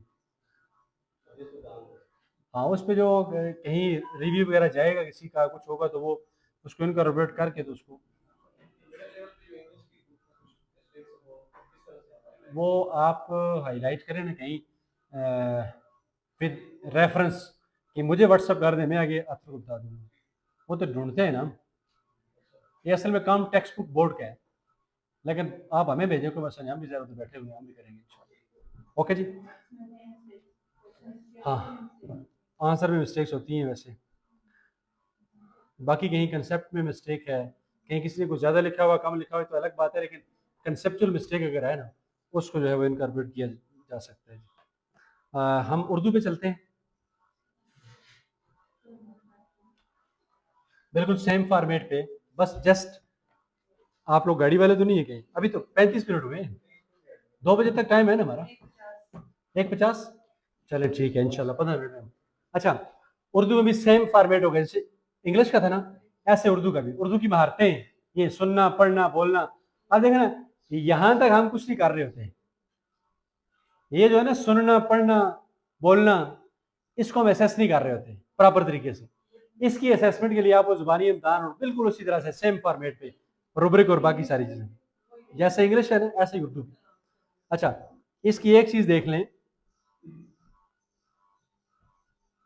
इसका भी ओरल असेसमेंट का पेपर, इसमें भी 2 पार्ट है इसके, फ्रेमवर्क दिखाने की जरूरत है और उर्दू की। अच्छा चले ये देख लें, फिर हम इसको जो है वो देख लेते हैं। इसमें भी जी एक होगा पेपर, जैसे इंग्लिश वाला था ना, बराए उसातिज़ा, और एक होगा तलबा, तो 25 नंबर हर बच्चे का अलग अलग होगा। इसमें भी देखें, ये वाला पहला टास्क है इसका, मसबतों की छोटी आवाज़ों की पहचान करना, उर्दू वाला बंदा बैठा हुआ है? हाँ, माशाल्लाह। मसवतों की छोटी आवाज, इसके एसएलओज मौजूद हैं। तो इसमें भी दिए गए अल्फाज, एक्सपेक्टेड आंसर किया जा रहा है, एक्सपेक्ट कि भाई बच्चा ये आंसर देगा, दे रहा है आंसर तो ठीक, अदरवाइज उसको गलत मार्क कर लें। इसके 3 नंबर है तो 3 दिए हुए हैं। तो जब आप ऊपर जाएंगे तो नंबर बढ़ेंगे तो आप इसके आइटम बढ़ा लें। Same same. फिर मसवतों की बड़ी आवाज की पहचान करना, इसमें भी ऐसे ही है। ठीक है, नंबर 2 थे इसलिए 2 दिए हुए हैं। तो आपको नंबर बढ़ते हैं तो आप 5 भी देके उसे 2 नंबर से ग्रेडिंग करने को प्रॉब्लम नहीं। फिर इसी तरह से यह भी सुनने की सरगर्मी है, अल्फाज की पहली आवाज तब्दील करना। ठीक है, डिफरेंट दिए हुए हैं आपको अल्फाज। अगर सुनने की सरगर्मी है तो इसका मतलब यह है कि ये बच्चे के वाले पेपर पे नहीं होगी, तो ये आप पढ़ेंगे, बच्चा आपको इसका आंसर देगा। तो बच्चे का आंसर ठीक है, मतलब को जवाब के बराबर इक्वल है, सेम है, तो आप उसको ग्रेडिंग करें, अदरवाइज उसको गलत मार्क कर लें। रवानी है इबारत को दुरुस्त तरीके से पढ़ना। रवानी फ्लुएंसी और एक्यूरेसी इसकी क्या होती है? सेहत। सेहत सेहत का वर्ड यूज है इसमें, एक्यूरेसी फ्लुएंसी के लिए शायद। अच्छा, इसमें भी ऐसे ही है, इसमें एक आपको पूरी रो खाली दे दी है जस्ट फॉर मार्किंग, बाकी कोई ऐसा पर्पज नहीं है इसका। यानी ये लफ्ज बच्चे ने ठीक पढ़ा, इसको टिक कर लें, ये ठीक पढ़ा टिक कर लें। इंग्लिश वाले में भी अगर आप ऐसे करना चाहें तो वो आप अपनी आसानी के लिए बेशक उसको ग्रेड बना लें। तो सेम पैराग्राफ जो यहाँ पे है वही पैराग्राफ बच्चे को भी आप देंगे और उसी ग्रेड का। फिर एक और टास्क है जी तफहीम का, तस्वीर या मंजर देखकर या नज्म नसर पढ़कर तफहीमी सवालात के जवाब देना।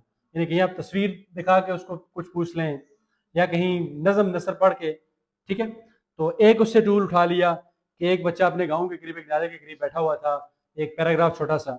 ठीक है, बच्चे से आप इसका पूछ लें, जो बच्चे ने सुना है उसका जवाब वो दे रहा है, अगर तो ठीक, नहीं दे रहा तो आप उसको गलत मार्क कर लेंगे। ठीक है, क्वेश्चन 1 इससे मिस है इसलिए कि वो लिस्निंग से था। तो ये इबारत बच्चे ने पढ़नी है, तो बच्चे के पास जो पैराग्राफ ऊपर ग्रिड में था वो आपको सिंपल पैराग्राफ जो दिया हुआ है। अगेन जो तीसरा क्वेश्चन है उसका तफहीम वाला, उसमें भी ऐसे ही है, वही पैराग्राफ दिया हुआ है और बच्चे को कुछ क्वेश्चन दिए हुए हैं, जिसका आंसर बच्चा ठीक दे रहा है आपको की के मुताबिक तो उसको मार्क करेंगे, अदरवाइज आप उसको जो है वो गलत सवर करेंगे। इसकी इस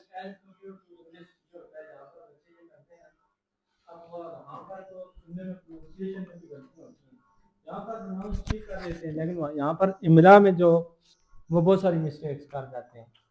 इमला तो की सर जो देखें यहाँ पर ये चीज़ है ना, अब जिस तरह इंग्लिश अब पढ़ाया जा रहा है, पहले उसको मतलब साउंड से पढ़ाया जा रहा है, फोनेटिक्स आ गई है, इसी तरह अब उर्दू में भी तो है, लेकिन इस तरह इम्प्लीमेंट नहीं हो रहा। जैसे हम पढ़ते हैं रस्सी, तो अब उसको साउंड के साथ अगर पढ़ाएं, वैसे तो हमने पढ़ा है जो रे सीन ये, अब उस पर आ गया है र ई, इस तरह मतलब साउंड निकाल के जब पढ़ेंगे तो फिर वो ठीक हो जाती है ये चीज़ें। यानी आपके कहने का मतलब यह है कि इस तरह की चीज़ें असेसमेंट में भी डालें। जी, अब देखें, जोड़ जोड़ में देखें, अगर इस तरह मिस कमल ने शुरू में क्वेश्चन किया था ना जी, कि हमें बहुत सारा, जब इंग्लिश में वो बच्चे समझते नहीं है, तो उसमें जहाँ पर ये बैरियर है यहाँ पर उर्दू में भी है। अब एनवायरनमेंट हमारा उर्दू में होता है, हम क्लास में बच्चे सीख रहे होते हैं, बहुत कुछ उनको आ रहा होता है, तो वो ज़बान से बयान भी कर लेते हैं, लेकिन जब रिटन लिखने की बारी आती है वहाँ पर वो प्रॉब्लम क्रिएट करते हैं। इसमें हमारे जो उर्दू तो मेरा सब्जेक्ट नहीं है ना, मैं उर्दू मैंने काम किया, जी तो आप ये बताइएगा कि उसमें एसएलओज है आपके पास इस तरह की? जी, एसएलओ तो हैं। नहीं, ये मैं छोटी क्लासों की बात कर रहा हूँ कि नहीं वहाँ छोटी पर क्लास, जैसे ना देखें इंग्लिश में फोनिक अवेयरनेस के एसएलओज मौजूद हैं, जी तो क्या उर्दू में भी फोनिक अवेयरनेस, सूतियाती आगाही, जी इसके एसएलओज हैं? तो जी। फिर इस तरह का आप टास्क बना सकते हैं, यानी बन सकता है टास्क इस तरह का। लेकिन मैं क्या ये कह रहा हूँ सर कि इम्प्लीमेंट नहीं हो रहा। नहीं है ना, इम्प्लीमेंट कौन करेगा? इम्प्लीमेंट हमने करना है ना। अब जो देखें ना नीचे हमारे जिस तरह हमारे करिकुलम में अगर वो एसएलओज हैं ना तो वो डेफिनेटली असेस होंगे। यही बात है ये वैसे मैं अगेन चेक कर लूंगा इसमें, जो हमारी उर्दू की टीम है, ये जो पेपर वगैरह सेट किए, बाकी चीजें की ना, ये सब्जेक्ट स्पेशलिस्ट ने की है ना, जी जी वर्किंग टीचर्स भी थे उसमें, सब्जेक्ट के लोग थे, यानी एक्सपर्ट थे, ठीक है। तो अलबत्ता मैं इसमें चेक कर लूंगा, अगर तो आपके पास एसएलओस मौजूद हैं फिर डेफिनेटली ये एसएस होने चाहिए। और इसके लिए ये इसके पीछे जो फ्रेमवर्क है ना, फ्रेमवर्क में आपको बहुत सारे टूल मिलेंगे, जैसे ऊपर लिखा हुआ तभी मंजर देखकर। अब यहाँ पे कोई क्वेश्चन मंजर देखने वाला आपको दिया नहीं है, तो आपको ऐसा क्वेश्चन उठा के डालें जिसमें मंजर देख के बच्चे जो आपको वो रिस्पॉन्स कर रहे हैं, ठीक है। तो फ्रेमवर्क के मुताबिक या आप अपनी अंडरस्टैंडिंग के मुताबिक आप इसको अगर चेंज करना चाहें, आप और आसान बनाना चाहें बच्चे के लिए, मकसद सिर्फ एक है कि जो एसएलओज वहाँ पे है ना, वो एसएलओज वहाँ पे यहाँ पे हम एसेस कर रहे हैं बस। तो डिफरेंट टूल आपको मिल जाएंगे इसके फ्रेमवर्क में। ये आप देख रहे हैं? ये दिया हुआ है सब कुछ, ठीक है। ये स्कूल हेड्स को सब कुछ दिया हुआ है। इसका फ्रेमवर्क भी देख लें जी, उर्दू का सेम वैसे। ये देखें लिसनिंग के अलग हैं, इसके आप टोटल परसेंटेज निकाल सकते हैं, देखें ना, ये जो लिस्ट ग्रेड 3 के जो लिसनिंग वाले हैं, पहला इफेक्टिव का, दूसरा साइकोमोटर, थर्ड भी इफेक्टिव, इसकी हम टोटल अगर परसेंटेज से कहीं निकाली भी है तो ठीक है, नहीं तो हम खुद परसेंटेज निकाल सकते हैं इसकी। मतलब लिसनिंग के हैं 3 आगे, 4 आगे स्पीकिंग के, फिर ये रीडिंग के आगे। रीडिंग वाले किसी हद तक ऊपर एसेस हो रहे होते हैं, जैसे बच्चे ने पेपर पेंसिल टेस्ट दे रहे हैं तो बच्चा कुछ रीड करके उसको समझ के फिर लिखेगा, इसलिए रीडिंग वाला वहाँ पे एसेस हो रहा होता है, लेकिन लिसनिंग और स्पीकिंग वहाँ पे उस पेपर में नहीं जाते। इसके लिए हमें ओरल असेसमेंट पे जाना पड़ेगा, ठीक है जी। कुछ साइकोमोटर कैसे पढ़े हुए हैं, फिर राइटिंग के एसएलओज हैं, फिर लैंग्वेज का अग्निशन के जी। हाँ, ये इसका टेबल भी है साथ, ये देखें इसका भी। इसमें फॉर्मेटिव असेसमेंट 20% उससे अलग कर ली, ये 20%, ओके, ये फॉर्मेटिव अलग चीज है, इसमें एक कन्फ्यूजन अलग होनी चाहिए, दूर होनी चाहिए वाली। फॉर्मेटिव असेसमेंट और ओरल असेसमेंट ये अलग अलग चीजें दो। फॉर्मेटिव के भी मार्क्स रखने हैं? जी, फॉर्मेटिव के भी रखने हैं जितने यहाँ पे डिमांड कर रही है, जैसे ना 20% फॉर्मेटिव के आगे और 80% आगे आपके समेटिव के, ठीक है। तो समेटिव वाले में ओरल कम्युनिकेशन आपकी आ गई और ओरल असेसमेंट आ गई 35 और रिटन 65। ये कितने नंबर बनते हैं? 80 बन जाते हैं। 65 और 35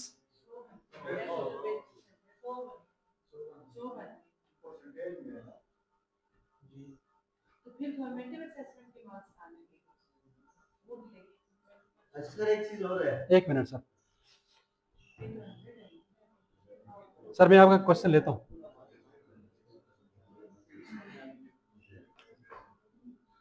इसको वैसे मैं एक दफा देख लूंगा, इसमें दोनों चीजें ये अलग अलग हैं, फॉर्मेटिव असेसमेंट की वेटेज और ओरल असेसमेंट की वेटेज। ओरल असेसमेंट की वेटेज चली जाएगी कहाँ पे? साइकोमोटर इफेक्टिव वाले, वो जो पहली कॉम्पिटेंसीज है दो, 35%। ये जो फॉर्मेटिव असेसमेंट है, फॉर्मेटिव असेसमेंट, इसकी जितनी डिमांड यहाँ पे है ना एसएलओज की, उतनी ही डिमांड से आप इसका जो है वो इसको इनकॉर्पोरेट करेंगे वहाँ पे 100 मार्क्स में एडजस्ट हो ना। देखिए ना, 100 तो टोटल आ जाएंगे ना, 100 टोटल है अगर, तो आप 80% ये निकाल लें समेटिव वाला और 20% फॉर्मेटिव वाला। ये इसका फ्रेमवर्क में पूरा देख के ना सारी, तो दोबारा से मैं चेक कर लूंगा कि ये जो 35 मार्क्स अगर ओरल असेसमेंट के 65 इसकी ये टोटल 100 हो गई ना, फिर फॉर्मेटिव ये परसेंटेज में आएगा ना, ये परसेंटेज में जितने नंबर बनते हैं उसके, यानी 35% है ना। स्कीम ऑफ स्टडीज में भी ये नहीं लिखा हुआ कि 35 नंबर हैं, हमने कहा 35%।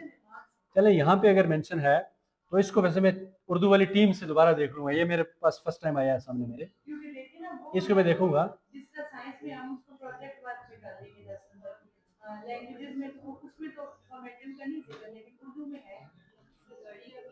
चले ठीक है, अच्छा सर, इसको बराबर मैं क्लियर कर लूंगा इंशाल्लाह इसको, ठीक है जी। सर आपका क्वेश्चन। मैं ये कह रहा हूँ सर, ये ऐसे तो बेस भी हो गया, ये तमाम चेंजेस भी हो गए आपके दौर से लेकर आज तक, तो आज से 100 साल बाद बच्चे का जो रिटन पावर है, उसकी जो किताबी है, उसका खूबसूरत लिखना, उसका पावर बनना, ये टीचर नहीं सिखाता।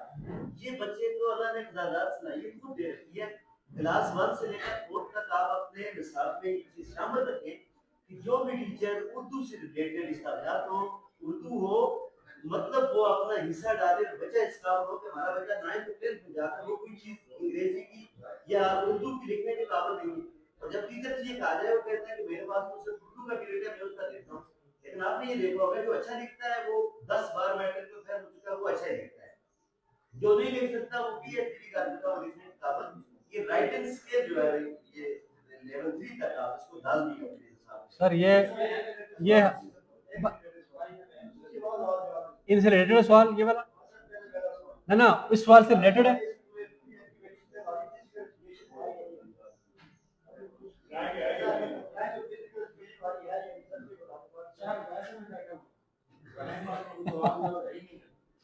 नहीं, आपका सब्जेक्ट यहाँ पे डिस्प्ले नहीं हुआ, सब्जेक्ट आपका उस पर काम होगा सर। आपके इनके इनके में क्वेश्चन का आंसर। अच्छा ठीक। सर आपने बात की कि ये राइटिंग क्लास अब बैक टू आपको थोड़ा सा पीछे जाना पड़ेगा, बैक टू एजुकेशन क्लास। जब हम एजुकेशन क्लासेस को कैटेगराइज करेंगे broadly 4 categories: idealism, realism, pragmatic approach, constructivism.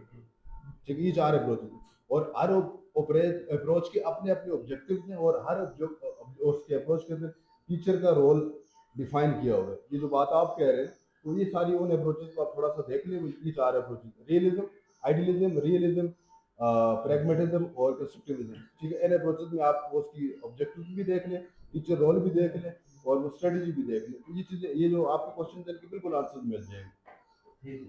ठीक है। दूसरा सर ये है ना कि हमारी जो स्कीम ऑफ स्टडीज है ना उसमें फाउंडेशनल स्किल और को करिकुलर एक्टिविटीज, इसमें कैलीग्राफी मौजूद है। मैं लाया हूँ स्कीम ऑफ स्टडीज आपके लिए सर, मैं आपको देके जाऊँगा। जो अप्रूव स्कीम ऑफ स्टडी है ना उसमें बाकायदा से पर वीक कितने पीरियड आपने पढ़ाना है, 1 to 3 या 4 to 5 जो भी है वो भी मेंशन है। और फिर कैलीग्राफी आपने यानी कितने पढ़ाना है, उसको कैसे ग्रेड करना है, ग्रेडिंग ABCD। ठीक है, तो इसी तरह से जो ऑप्शनल सब्जेक्ट है हमारे उसमें ये सारी चीज़ें मौजूद हैं। और जब आप बात करते हैं ना उसकी को करिकुलर एक्टिविटीज़ की, वहाँ पे पूरी एक लिस्ट है, उस लिस्ट को देखने की ज़रूरत है, उस लिस्ट को हमारे अदारों में इम्प्लीमेंट करने की ज़रूरत है। ठीक है, यानी हम थोड़ा सा जो है ना वो आउट ऑफ बॉक्स आके सोचें कि हमने बच्चे को सिर्फ रटा लगा के बच्चे को पास ही नहीं करवाना, उसको एक अच्छा इंसान बनाना है, तालीम के साथ तरबियत भी। और वहाँ पे प्रॉब्लम क्या है, प्रॉब्लम ये है कि हमने स्कीम ऑफ स्टडीज़ में सिर्फ उसको ग्रेड दिया है। जैसे देखिए ना मैट्रिक के जब हम फॉर्म भेजते हैं अपने स्कूल के, उसके बैक साइड पे ग्रेडिंग होती है, ऐसे ही ना बहुत कम अदारे ऐसे हैं जो ओरिजिनल रिजल्ट की बुनियाद पे ग्रेडिंग कर रहे होते हैं। हमने बहुत सारे लोग ऐसे देखे हैं जो ऐसे लगा रहे होते हैं grade A, grade B, grade C लगा रहे होते हैं ना। आपका अदारा शायद ये कर रहा हो, कोई और अदारा कर रहा हो, बहुत कम लोग ऐसे हैं जो वो जो सारा उनका रिकॉर्ड होता है उसको देखते हुए उसके ग्रेड बनाते हैं, फिर वो ग्रेड लगाते हैं इंटरनल। हमारी जो स्कीम ऑफ स्टडी है उसमें ये कैलीग्राफी, ये को-करिकुलर एक्टिविटीज़, इसकी बाकायदा से प्रोविजन मौजूद है। उसमें पीरियड मुख्तस है, आपने हफ्ते में 3 पीरियड देने हैं, 4 देने हैं, 2 देने हैं, और उसकी ग्रेडिंग लिखी हुई है, आपने ग्रेड ABC देना है। जैसे सफाई है, सफाई का हमारे पास स्कीम ऑफ स्टडीज में मौजूद है, ड्रिल का मौजूद है, हेल्थ एंड हाइजीन का मौजूद है। ये स्कीम ऑफ स्टडीज के डॉक्यूमेंट देखें ना उसमें सारी चीज़ें होती हैं। लेकिन प्रॉब्लम ये है कि वहाँ पे सिर्फ ग्रेड है। अगर वहाँ पे नंबर दे दिए जाए ना कि जी सफाई के 10 नंबर हैं, तो उसको फिर हम प्रॉपर तरीके से करेंगे। ये हमारे टाइम टेबल में इस तरह में सर रिफ्लेक्ट होने की जरूरत है इन चीज़ों। ये जो जितनी भी को-करिकुलर एक्टिविटीज़ है ना, ये आप उसकी स्कीम ऑफ स्टडीज़ के मुताबिक उस लिस्ट को उठाएं, चूँकि रेलिवेंट चीज़ें हैं सारी। ठीक है, बच्चा भी रिलैक्स होगा। अगर 3 दिन बच्चे को कहीं कोई एक्टिविटी करने का मौका मिलता है तो हमें ज़रूर उसको करवानी चाहिए। और उसकी ग्रेडिंग कैलीग्राफी बहरहाल उसमें मौजूद अभी तक, कैलीग्राफी। और कोई क्वेश्चन? मुझे लगता है आप तंग हो गए हैं।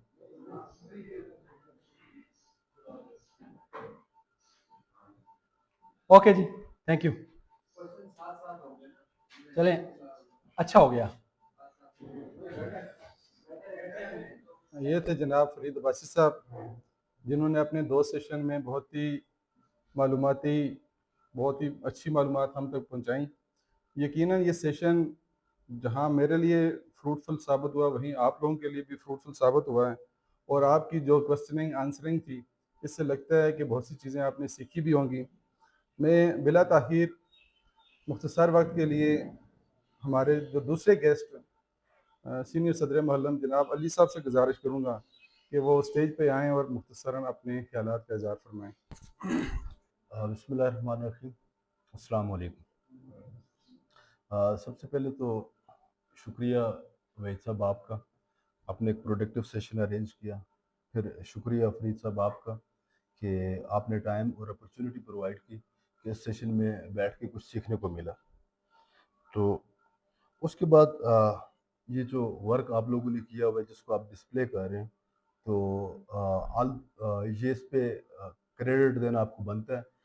इसको अप्रिशिएट ना किया जाए तो ये कंजूसी होगी। एक अच्छी डायरेक्शन है हम क्वालिटी ऑफ एजुकेशन को इम्प्रूव करने के लिए। तो बाकी फरीद साहब ने बहुत सारी बातें बताई हैं, तो बहुत सारी चीज़ें उन्होंने शेयर भी की हैं। अब इसके बाद मज़ीद कुछ बातें करना वो सिर्फ समखराशी है। तो बहरहाल जहाँ तक लर्निंग की बात है, तो अब बीइंग अ मुस्लिम हम ये कहते हैं कि हमें डे वन से लेकर एंड ऑफ द लाइफ तक सीखना चाहिए। सीखने का अमल साथ साथ चालू होता है, वेदर वो फार्मल हो या इनफॉर्मल हो। तो वो सीखने के लिए डिफरेंट टाइप की फ़िलासफ़ीज़ डेवलप की हुई होती हैं, उन फ़िलासफ़ीज़ के मुताबिक सारा कुछ चालू होता है। सर ने बात की कि उसके करिकुलम के ऊपर, curriculum reflect the ideology of nation, और आइडियोलॉजी बेस कर रही होती है फ़िलासफ़ी के ऊपर कि आपकी वो फ़िलासफ़ी क्या है, उस फ़िलासफ़ी के ऊपर आइडियोलॉजी बेस करेगी, उस आइडियोलॉजी के ऊपर वो करिकुलम आपका डेवलप होगा। फिर उस करिकुलम के मुताबिक आगे वो उसको पढ़ाया जाएगा, किताबें बनाई जाएंगी, इंस्टीट्यूशन बनाए जाएंगे। तो वो सारी चीज़ें साथ साथ चालू होती हैं। अब आइडियोलॉजीज़ के अंदर जो चेंजेस आ रही होती हैं, उन चेंजेस के साथ साथ करिकुलम भी थोड़ा थोड़ा चेंज हो रहा होता है। तो बहरहाल हमारे लिए जो इंस्पायरेशन है या जिन आइडियोलॉजीज़ को हमने फॉलो करना है, तो वो फॉलो हमारे पास जो मुस्लिम स्कॉलर्स हैं। तो चूँकि हम जब बात करेंगे हिस्ट्री की, तो हमें एक चीज़ का इदराक करना पड़ेगा, मानना पड़ेगा। According to biology 4.5 billion years has past इस प्लेनेट अर्थ को बने हुए। तो लेकिन जब हम हिस्ट्री की बात करें या क्रोनोलॉजिकल की बात करें, वो मेरे एक साथी ने कहा कि हम पुरानी हिस्ट्री पढ़ रहे हैं। तो सर कोई भी पुरानी हिस्ट्री हम नहीं पढ़ रहे। तो 4.5 अरब साल हो गए हमारी कायनात को वजूद में आए हुए। हम अगर chronological day to day record हम रखें, तो हमारे पास 5,000 साल का रिकॉर्ड भी मौजूद नहीं है। तो हम भी अगर मुस्लिम बिलीव करते हैं कि 1,24,000 पैगम्बर आए कम बेश। तो जब हम नाम गिनने बैठते हैं, तो सारी किताबें खंगाल लें तो 300-400 से ऊपर जा ही नहीं सकते। तो अब इसका मतलब है वो 1,24,000 में से हमारे पास सिर्फ वो नाम की हद तक की आगाही मौजूद है 300-400 की, बाकी की आगाही वगैरह कोई भी मौजूद नहीं। तो हमारे पास जो क्रोनोलॉजिकल रिकॉर्ड है वो किसी हद तक हमारे पास मौजूद है ग्रीक के बाद की हिस्ट्री हमारे पास मौजूद है, ग्रीक से पहले वाली हिस्ट्री हमारे पास मौजूद नहीं। और ग्रीक का पीरियड है 3,000 साल का। मतलब हम 3,000 साल पीछे तक का हमारे पास नॉलेज है। उससे पिछली कोई कहानियाँ हमारे पास वो किससुल अंबिया में या उनकी जो देवमलाई किताबें हैं मुख्तलिफ मज़ाहिब की, उसमें वो उन्होंने एग्जैजरेट करके बयान की हुई है। क्या सच है क्या झूठ, उसके बारे में कुछ नहीं कहा जा सकता। लेकिन 2,500-3,000 साल पहले से हमारे पास कोई भी रिकॉर्ड मौजूद नहीं। हमारी जो भी ये इस टाइम पे इल्म की बुनियाद है वो ये 2,500-3,000 साल की। और इस 2,500-3,000 साल में हमारे पास सबसे बेसिक जो टाइम आ रहा है वो ग्रीक है। तो अब ग्रीक की आइडियोलॉजी बेस कर रही थी उसके ऊपर, उनके अपने उसके ऊपर कल्चर के ऊपर, जिसके अंदर वो नरिश कर रहे थे, जिसमें एरिस्टोटल, ये वो सोक्रेट्स, प्लेटो वगैरह ये लोग थे। ठीक है। अब ग्रीक के बाद अगला पीरियड आता है एथेंस का। तो अब जब एथेंस वाली साइड पे सूरत आ गई, तो एथेंस की जो आइडियोलॉजी बेस कर रही थी कि उन्होंने अपनी सर्वाइवल की जंग लड़नी थी। तो वो वार ऑफ स्पार्टा, शायद हिस्ट्री से रेलिवेंट लोग उससे कोई थोड़ा बहुत फेमिलियर होंगे। तो अब उस उनकी आइडियोलॉजी उसके ऊपर बेस कर रही थी। अब एथेंस के बाद अगला जो टाइम आता है रोमन्स का। तो रोमन की आइडियोलॉजी अपनी उसके ऊपर बेस कर रही थी कि वो फैलना चाह रहे थे। इस्लाम से पहले भी उनकी वो मौजूद थी, जो सल्तनत थी। अब रोमन के बाद अगला आ जाता है पर्शियन वाला मामला। पर्शियन के बाद फिर आ जाता है अरब वाला इशू। जब अरब वाला आ जाता है, इस्लाम आ जाता है, तो फिर आइडियोलॉजी को ब्रॉडली हम कैटेगराइज कर देते हैं मजहबी तौर पे। ईसाइयों के लिए अलग होगी, मुस्लिम्स के लिए अलग होगी, यहूदियों के लिए अलग होगी। लेकिन ये फिलासफी की बेस आ रही है ग्रीक से। उसी ग्रीक के नॉलेज को ट्रांसलेट कर रहे थे वो क्रिश्चियन भी, मुस्लिम भी। अब मुस्लिम में जब हम बात करेंगे, हमारे पास अल फराबी, अल गजाली, तो इब्न रुशद, ये इस तरह के लोग, इब्न सीना, इस तरह के लोग मौजूद हैं जिन्होंने वो ग्रीक वाला नॉलेज उठाया, उस नॉलेज की बेस के ऊपर उसको आइडियोलॉजी को रीडिज़ाइन किया, फिर हम एक और जो क्वेश्चन अक्सर कहते हैं वो ये हमारा बड़ा शानदार माजी है, मैं उससे इनकार नहीं कर रहा। उस शानदार माजी के पीछे वो फिलासफी थी। जब हमने हमारे वो सिग्निफिकेंस नाम इब्न एल्सम का था, अल बैरूनी का था, उमर ख़याम का नाम था, तो या वो उसका इब्न नफीस का नाम था। तो ये उस आइडियालॉजी के ऊपर बेस कर रहे थे। नेशंस की बिल्डिंग आइडियालॉजीज के ऊपर हो रही होती है। तो हमारी आइडियालॉजी फिलासफी जितनी अच्छी होगी उस हिसाब से हम वो स्ट्रगल भी करेंगे। बहरहाल जब हम वो मामून और रशीद के दौर में वो रसद गए बैतुल हिकमत, तो वो मूसा अल ख्वारज़मी, नसीरुद्दीन तुसी रूलर्स के साथ साथ वो एक डिफरेंट डिसिप्लिन के अंदर भी मौजूद थे। अब वहाँ पे देखें, अब अल बैरूनी के बारे में हम पढ़ते हैं या जाबर बिन यान के बारे में पढ़ते हैं, एक टाइम पे वो लोग 5-5 6-6 डिफरेंट डिसिप्लिन के अंदर काम कर रहे थे और डिफरेंट डिसिप्लिन के अंदर एक्सीलेंसी शो की हुई उन्होंने, सिर्फ वर्क नहीं किया, एक्सीलेंसी शो की हुई है। एक बात हुई जमनन कि लैंग्वेजेस इशू होता है बच्चे के लिए, तो रिसर्च ये कह रही है बच्चे के लिए लैंग्वेजेस का कोई इशू नहीं होता। वो 8 10 12 साल की उम्र तक बच्चे की वो लेवल होता है कि वहाँ पे वो 7 से 8 languages at the same time सीख सकता है। ये हमारी सोसाइटी का वो थोड़ी सी तंग नजरी है कि ना जी वो बच्चा उत्थे अंग्रेजी पढ़सी, इत्थे अरबी पढ़सी, इत्थे हिंदको पढ़सी दे, इत्थे उस पढ़सी उर्दू पढ़सी मुश्किल हो जासी।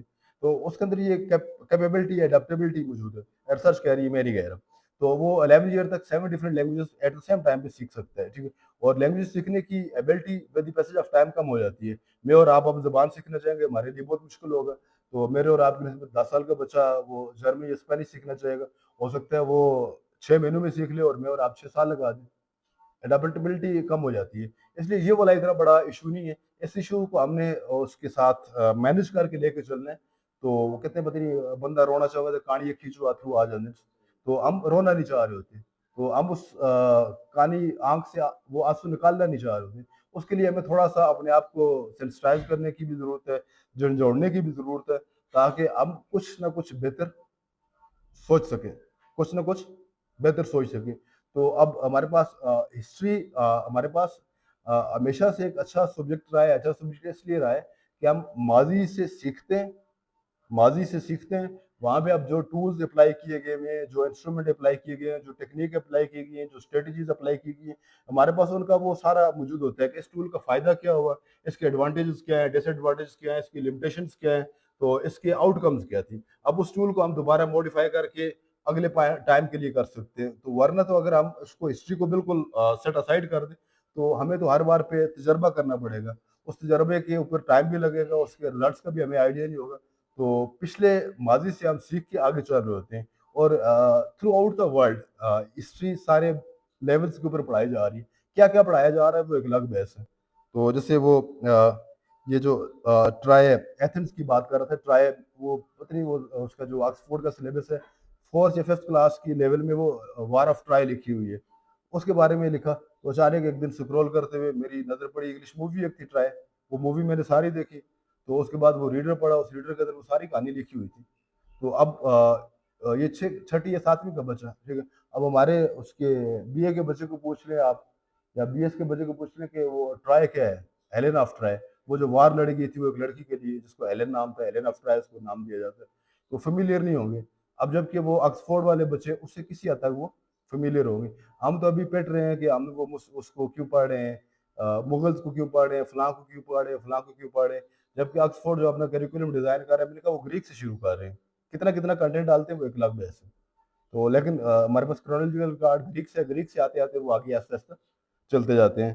तो इनमें रिफाइन करने की ज़रूरत है, कंटेंट को रिफाइन किया जा सकता है कम ज़्यादा। तो लेकिन हम इसको मेरे ज़ाती ख्याल में टोटली इग्नोर करना कोई इफेक्टिव नहीं है। दूसरा, बहुत सारी चीज़ें ऐसी हैं जो सिलेबस के अंदर, किताबों के अंदर, करिकुलम के अंदर दी होती हैं, किसी एक के लिए कोई इम्प्लीमेंटेशन किसी का फैक्टर है या किसी का नहीं है। मैं कोई 5 7 8 साल पहले की बात है, घर में काम करवा रहा था, मिस्त्री दीवारें लगा रहा था। तो मैं मिस्त्री को कहा, मिस्त्री साहब गुनिया से सीधा रखो। तो मैंने गुनिया के बारे में थोड़ा सा पढ़ा हुआ था, तो उसने कहा जी बिल्कुल गुनिया जो मैं तो ठीक है, मुझे जरा इसका गुनिया निकाल के दिखाओ। तो उसने वो गुनिया निकाला, इधर से वो रखा, उसमें वो सूत्र रखी, उधर कार्नर से मोड़ा, तो वो 5 फुट 3 फुट, ठीक है।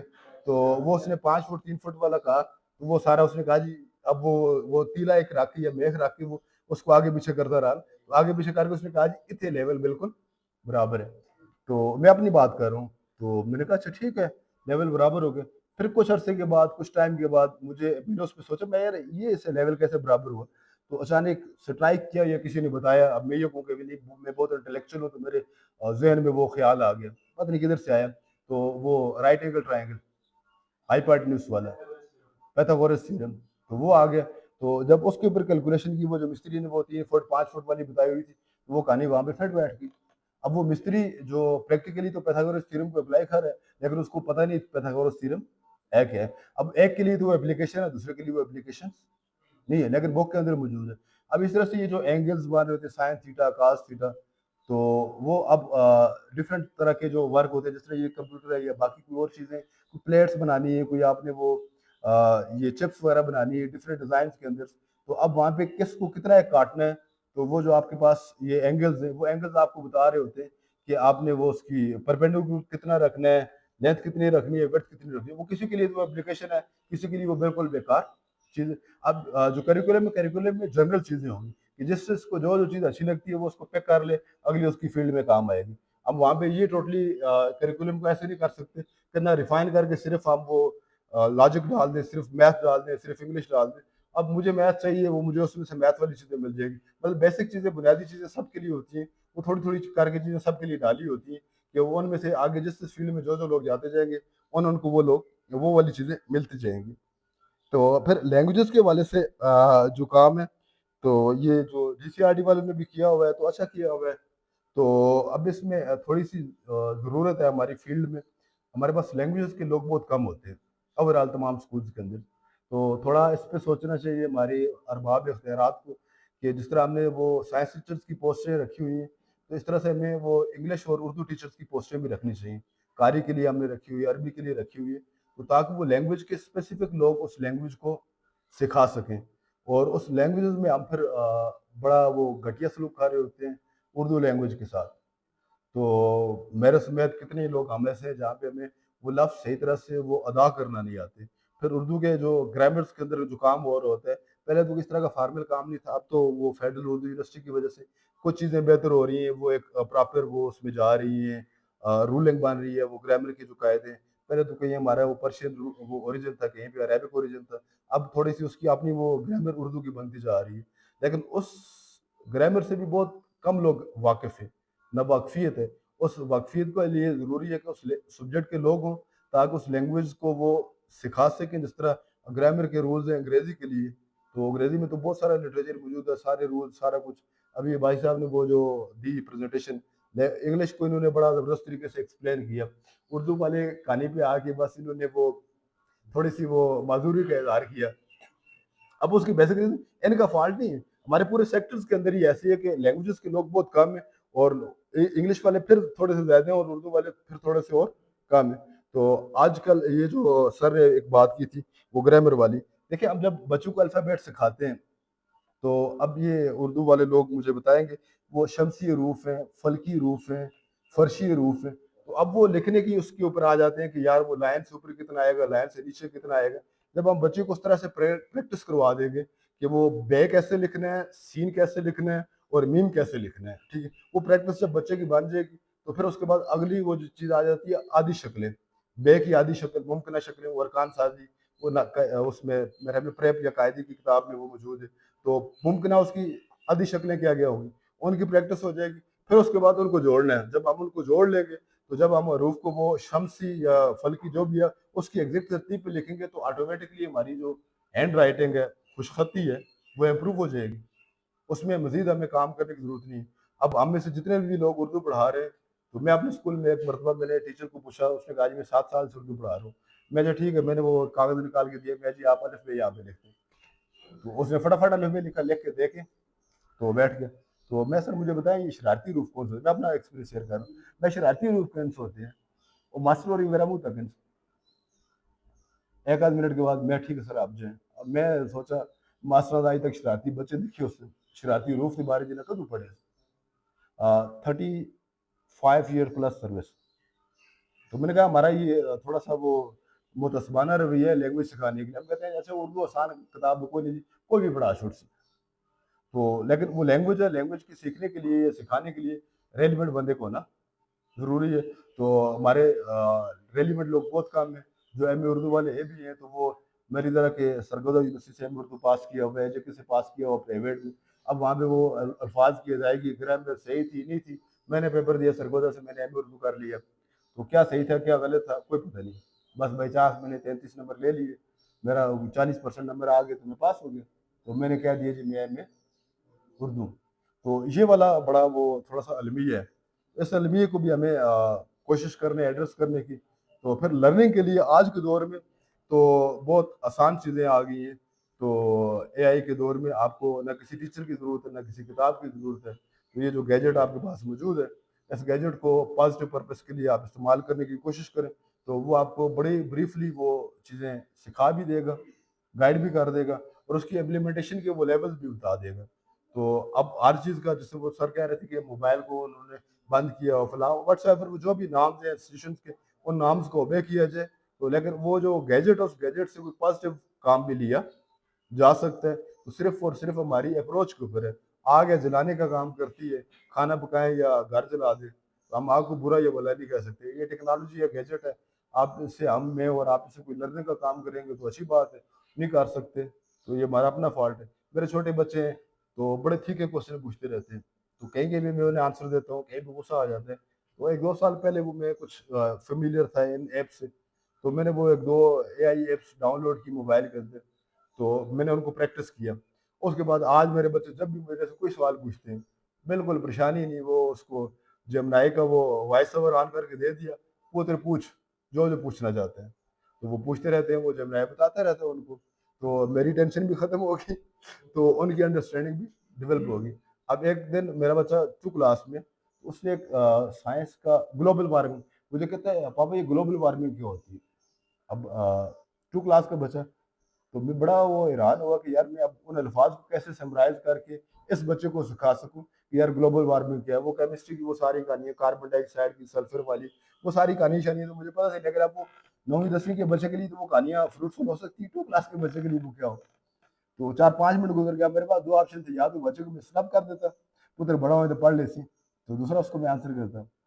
तो मैंने उसको जेमिनी को कमांड दी, मैंने कहा ग्लोबल वार्मिंग का कंसेप्ट सिखाना है 2 क्लास के बच्चे को, आप इस हवाले से मुझे बोलिए। उसने 3-4 पैराग्राफ दिए, वो बच्चे को मैंने पास बिठाया, उसका वो स्पीकर ऑन किया, तो उसको साथ ही अगली कमांड भी दी कि आपने बोलना उर्दू में, उसने